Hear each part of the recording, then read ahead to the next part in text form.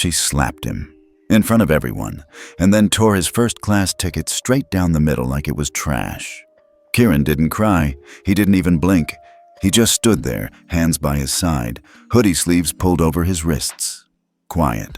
The whole gate went dead silent. Tell us where you're watching from, because 6 minutes from now, 98 airports will freeze. Back of the plane, the flight attendant snapped. Her name tag read Janet, but her voice sounded like it had authority carved into it. He has a first-class ticket, someone whispered. No one repeated it. Kieran looked down at the halves of his boarding pass on the floor. One corner fluttered near his sneaker. Slowly, he bent down, picked up both pieces, and slipped them into the front pocket of his hoodie. Not like trash, like something that still mattered. He didn't argue. He didn't explain. He just walked. Past passengers pretending to be busy, pretending not to care. Past people who saw everything and said nothing. They didn't know what was in his other pocket. Not money, not revenge. A slim, silver badge with one phrase etched in gold. SkyAudit Final Override, Level 1A. It wasn't a toy. It wasn't for emergencies like turbulence or power loss. It was for moments like this, when dignity got ripped in half. Seat 36B was next to the toilet. Tight, cold, cramped. No armrest, no tray table, no eye contact. And still, Kieran didn't react. He just sat still, both hands gripping the strap of his backpack. His grandfather once told him, "Some moments, you don't speak up. You just flip the whole system." At 12 years old, Kieran Malik didn't look powerful.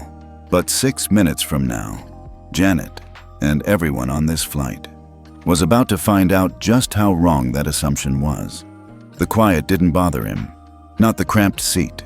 Not the hum of the engine.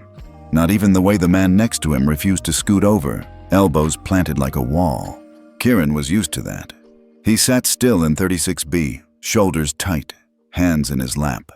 No window, no tray, no space. But there was something solid in his pocket. 2 halves of a torn boarding pass. And something else. Something heavier.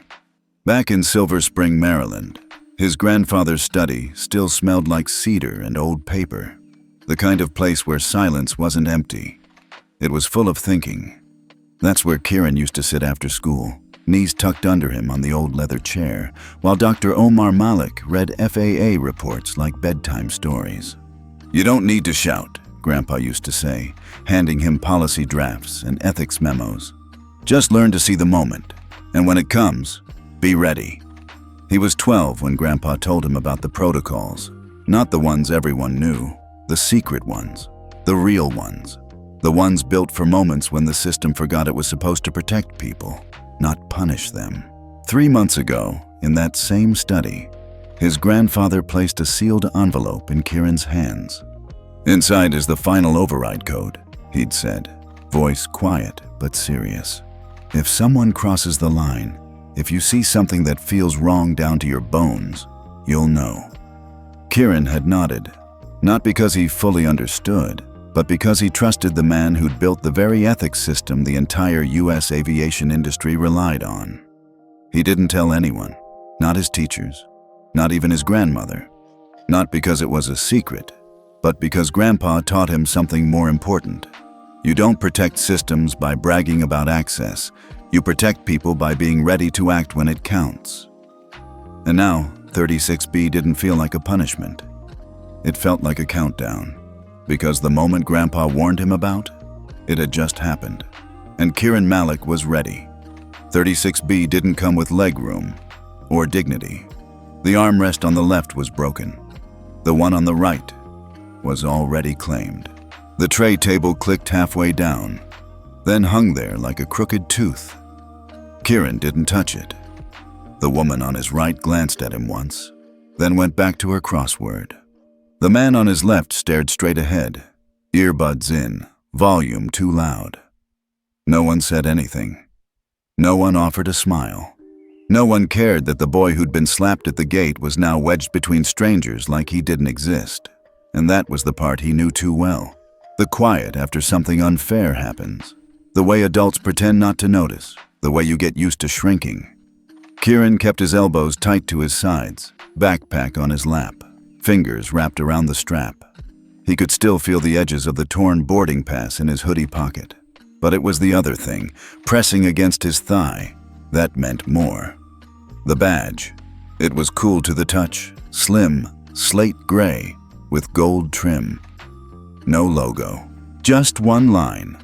SkyAudit Delegate Access. Final Override. It had sat in a locked drawer for 5 years. No one knew it existed except him, his grandfather, and now, maybe the system itself. Kieran unzipped his backpack slowly, careful not to draw attention. Inside a soft fabric pouch, the badge rested between folded papers and a worn black tablet. He took a breath, not out of fear, out of weight. He remembered what Grandpa had said that day. You don't flip the system when you're mad, you flip it when it forgets what it's for. Kieran slid the badge into the tablet's port. The screen blinked. Delegate verified. Emergency access pending.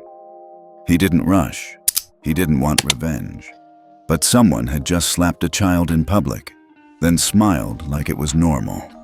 That wasn't just rude. It was a breach. And the system, his grandfather's system, was about to speak. The seatbelt sign chimed. The plane began to taxi. But in seat 36B, something else had started moving. Kieran reached into his backpack and pulled out the worn black tablet. The screen still blinked. Delegate verified. Emergency access pending. He hesitated. Not because he wasn't sure, but because he respected what this meant. There was no going back after this. He tapped the icon in the corner. A secure call screen opened. His grandmother's name lit up. It rang once, twice. Then she answered. Her face appeared, framed by bookshelves and soft afternoon light. Are you safe? Kieran nodded. Yeah, but it happened. She didn't need more than that. The seat? She asked. They tore the ticket, slapped me, moved me to the back. Her eyes didn't widen. They just got sharper, focused. You're sure it qualifies? Kieran nodded once.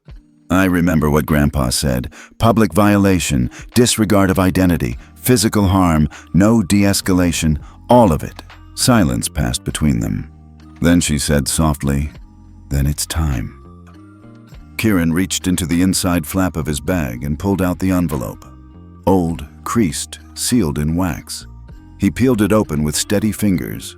Inside, one small slip of paper, 6 digits, written in blue ink.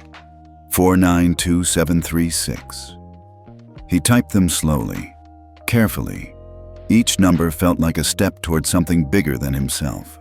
When he hit enter, the screen didn't beep. It didn't flash red or scream alarms. It just changed. Whiteout override. Engaged FAA compliance review.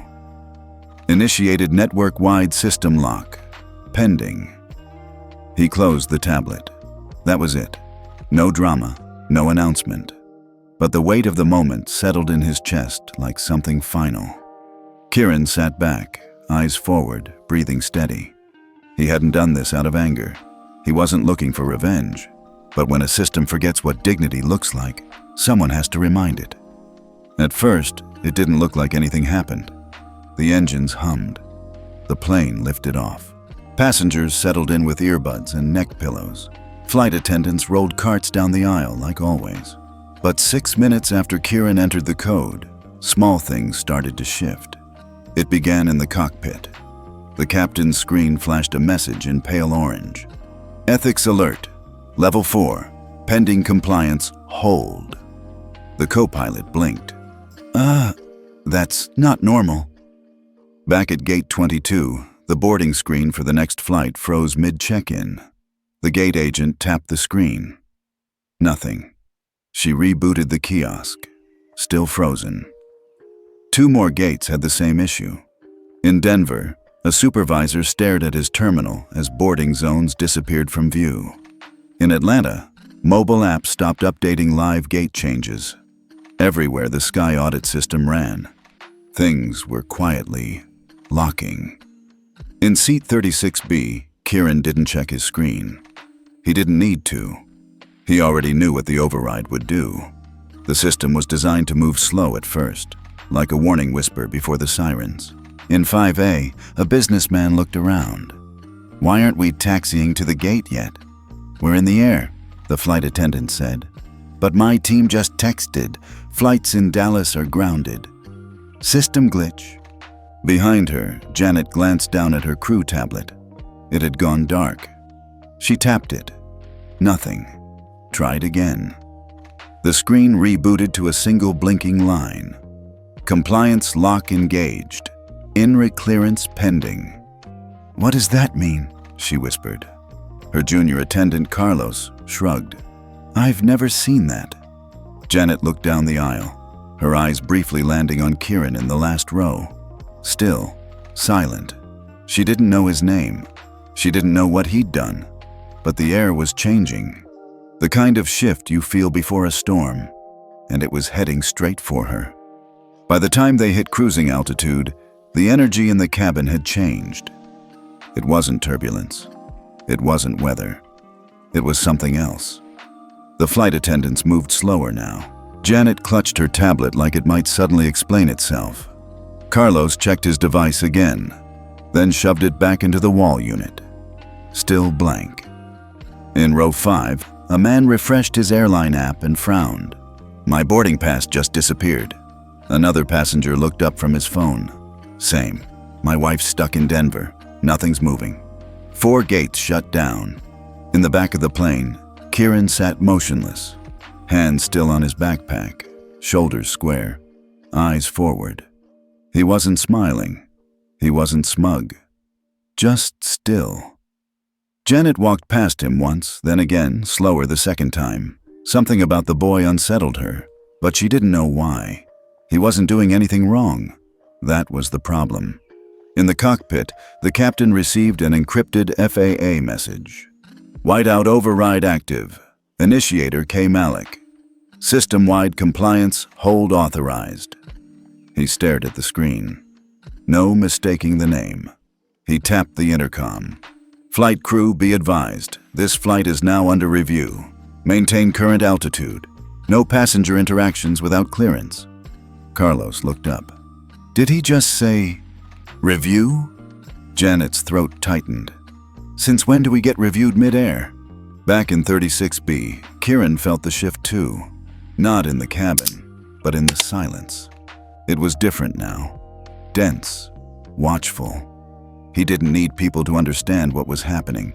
He just needed the system to remember what it was built for.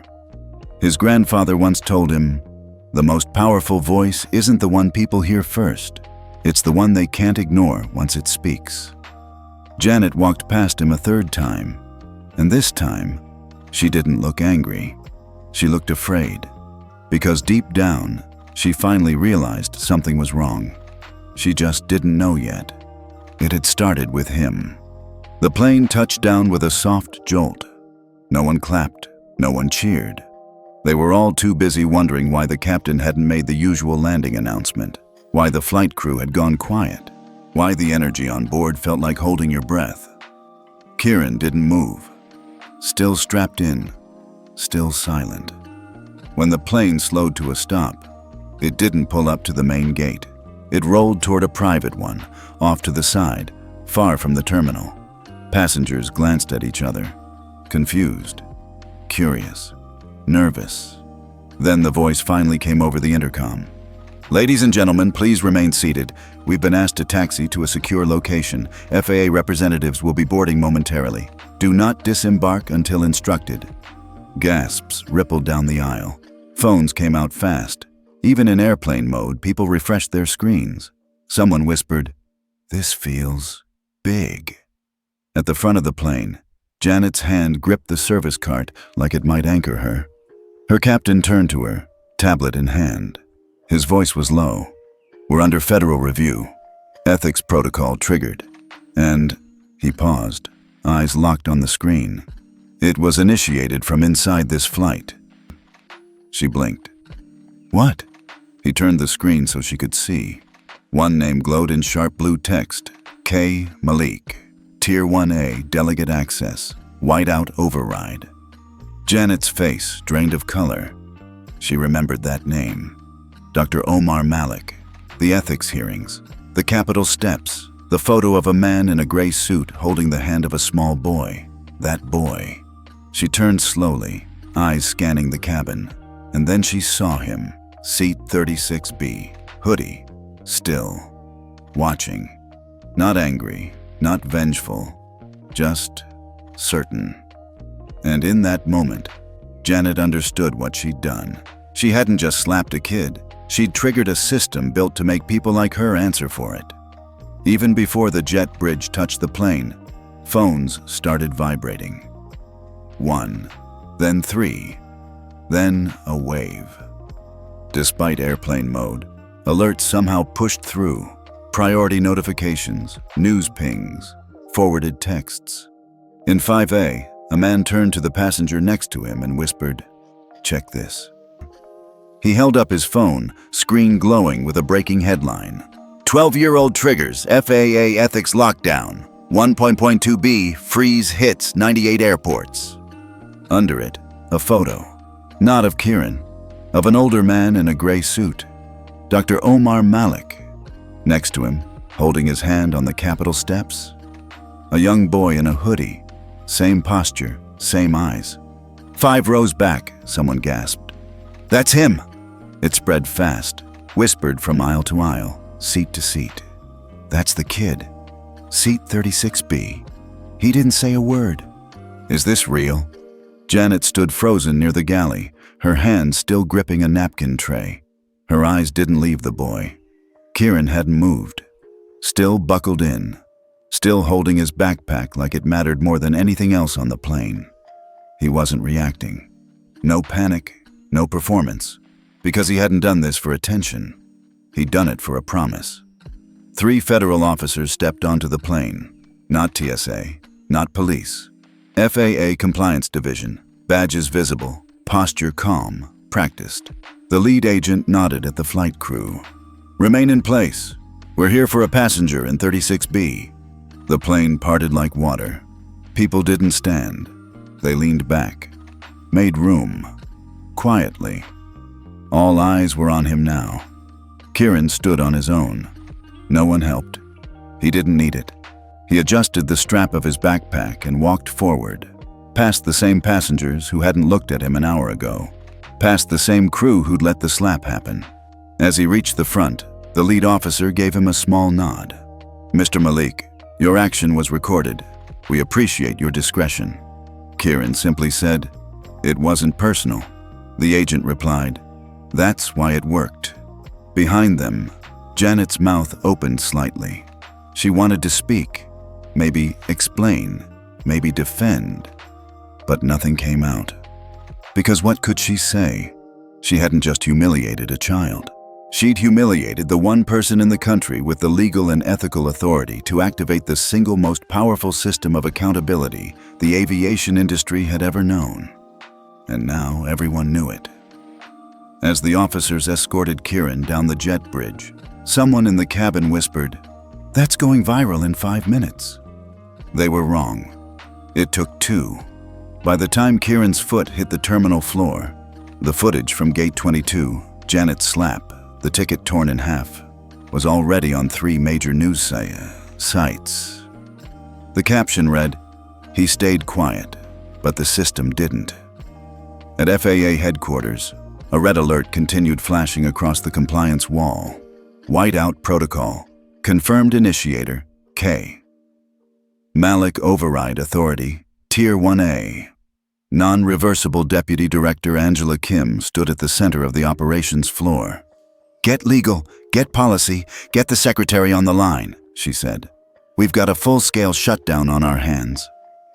Back inside the plane, no one spoke. Not Carlos, not the captain, and certainly not Janet. Because the storm she thought she'd triggered was no longer a storm. It was history. and 36B would never just be a seat again. 3 hours after Flight 4582 landed, the entire executive team of Crestfall Airlines sat in a conference room in downtown Chicago. No one was smiling. The CEO, Vernon Carroll, leaned forward in his leather chair, elbows on the polished walnut table. His tie was loose. His face was tight. He tapped his pen against the armrest.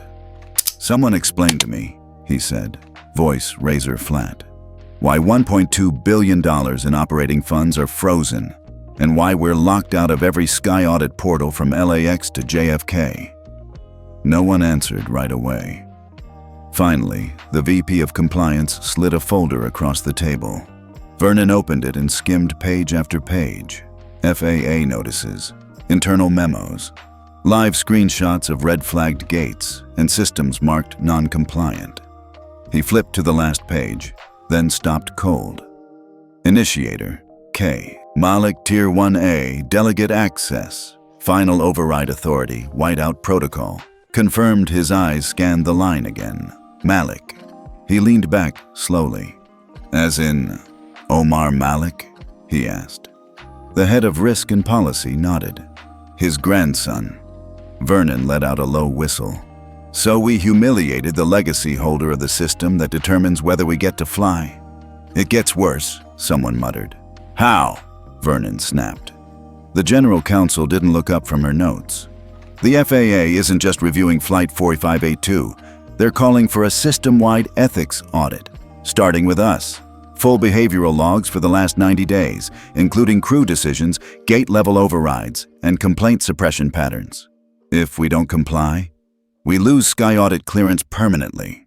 That meant no boarding approvals, no airport gate access, no partnerships with code-share carriers, no investor confidence, no airline. Vernon looked around the room. Silence. Then someone at the end mumbled, "It was just a seat mix-up." Vernon turned toward him, eyes sharp. "No, it wasn't." He pointed at the folder. "This wasn't about the seat. It was a pattern.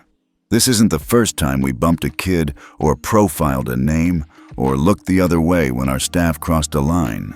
He paused. "It's just the first time we picked the wrong kid." Someone coughed. Another shifted uncomfortably. "Where's the flight attendant?" Vernon asked. "Janet Stone?" "At home. HR put her on administrative leave." Vernon didn't even blink. "Tell her to turn in her badge." He stood up and adjusted his cufflinks. "Fix the manuals, retrain every frontline employee, and someone get FAA on the line. We're not asking to keep our privileges." He looked out the window at the Chicago skyline. "We're asking to earn them back." No one in that room argued. Because when a 12-year-old holds a mirror to your entire operation, and the reflection looks like everything you swore you weren't, there's only one thing left to do: start over, and hope you get the chance. It took 48 hours. 48 hours for the FAA to hold emergency hearings. 48 hours for 4 major airlines to be pulled into compliance review. And 48 hours for the Malik Protocol to be signed into law. It wasn't optional. Under the new directive, any commercial airline operating within U.S. airspace was required to adopt nonverbal ethics reporting tools, enforce anti-bias protocols for minor passengers, and implement independent review boards for gate and in-flight conduct. No gray area. No more excuses. Across the country, gate agents sat through new training. Flight crews were pulled off rotations. CEOs issued public statements, some apologetic, most careful. And one seat, 36B, was quietly removed from active booking on select aircraft. It wasn't retired. It was reserved. Permanently unassigned. A reminder. In an FAA press event in D.C., a laminated boarding pass was held up for the cameras. It read, K. Malik Flight 4582, Seat 36B. The commissioner's voice shook slightly as she spoke. This wasn't just about one boy. This was about the moment a system got reminded of its purpose, not to control, but to protect. Not to silence, but to serve. Reporters asked to speak with Kieran. They reached out to his school, his grandmother, his neighbors. He didn't answer. He didn't post. He didn't even appear in any of the footage released. because he didn't need to. Kieran had already said everything he needed to say, without ever raising his voice. And now, every time a passenger walks past seat 36B and wonders why it's empty, someone leans over and whispers, "That's where the whole industry learned what silence can do." The house in Silver Spring was quiet when Kieran got home. Not the kind of quiet that feels lonely, the kind that feels earned. His grandmother didn't say much when he walked through the door. She just hugged him a little longer than usual, then handed him a cup of tea and kissed the top of his head. Dinner came and went. The news played in the background, his name scrolling across the screen under headlines like, "The boy who shut down the system. Kieran Malik, silent but undeniable." He didn't watch. He excused himself and went upstairs. The door to his grandfather's study hadn't been opened in weeks, maybe months. But the moment Kieran stepped inside, the air felt the same. Cedar, old books, and something heavier. Memory. The desk was exactly how it had always been. The leather chair. The lamp with the flickering bulb Grandpa never replaced. The thick FAA manuals stacked in uneven towers along the wall. Kieran walked in slowly, like he was afraid the room might disappear if he moved too fast. He set his tea on the edge of the desk. Then he reached into his hoodie pocket. The badge was still there. Cool, heavy, final. SkyAudit delegate access. Final override. It looked smaller now. Or maybe he just felt bigger. Not older, but changed. He turned it over once in his hand, then set it down on top of a faded folder marked Legacy. Private. He didn't say anything. Didn't need to. The silence in the room said it for him. He stepped back, took one last look at the chair where he used to sit with his knees tucked up under him, asking questions about ethics and fairness and systems built to protect the loudest voices. Now he knew. They weren't supposed to protect the loudest. They were supposed to protect the unheard. His hand hovered over the badge one last time. Then he pulled a sticky note from the side drawer and wrote 6 words in clean, even print. Used once, for the right reason. He stuck it next to the badge and left the room. Downstairs, his grandmother was waiting on the couch, a blanket folded neatly in her lap. "You okay?" she asked softly. Kieran nodded. "Just thinking." She smiled. "You always were." He sat beside her.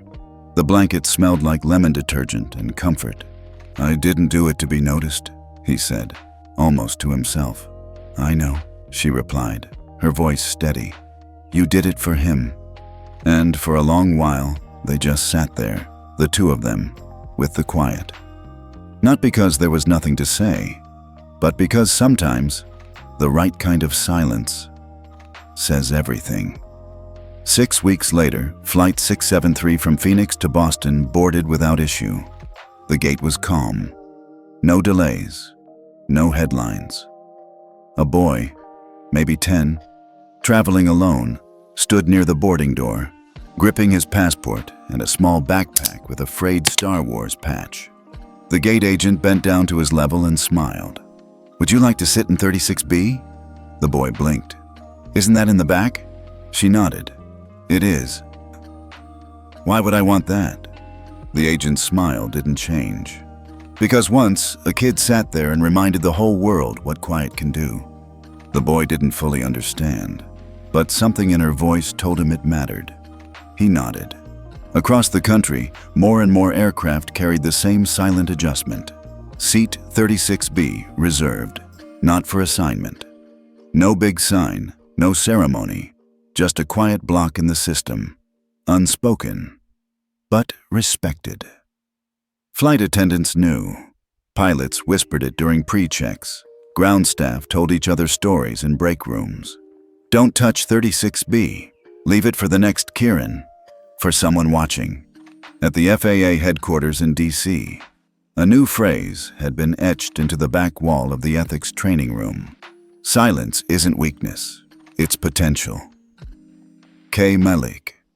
12. No interviews were ever given. No book deals, no speeches. But an anonymous post appeared on the FAA's internal forum. No name, no photo, just a username. 36B it read. I wasn't trying to make news. I didn't want anyone fired. I just wanted to sit where my grandfather told me I belonged. He said, "Don't ever let the world convince you you're too small to matter." That day, I didn't yell. I didn't argue. But I remembered what he built. I remembered why. We talk so much about power. Who has it, who doesn't. But sometimes, power is just being awake when the system forgets. If you work in this industry, thank you. But please, don't forget. Every time you make a choice, someone like me might be sitting there. Not shouting, not tweeting, just watching. The moderators didn't delete it. They pinned it. From that day on, every FAA ethics manual had a final line, small, in italics, beneath the Malik Protocol. Someone like me might be sitting there. Back on Flight 673, the boy in 36B looked out the window. The seat was tight, but he didn't mind. The flight attendant smiled at him gently when passing. He didn't know all the details, but he knew this. This seat wasn't empty by accident. It was a choice, a reminder. That dignity doesn't have to shout. It just has to be remembered. If you've ever been made to feel small, overlooked, or told you didn't belong, what would you have done in seat 36B? Tell us where you're watching from, and let us know, would you have stayed quiet or spoken up in your own way? Because someone like you might be sitting there next.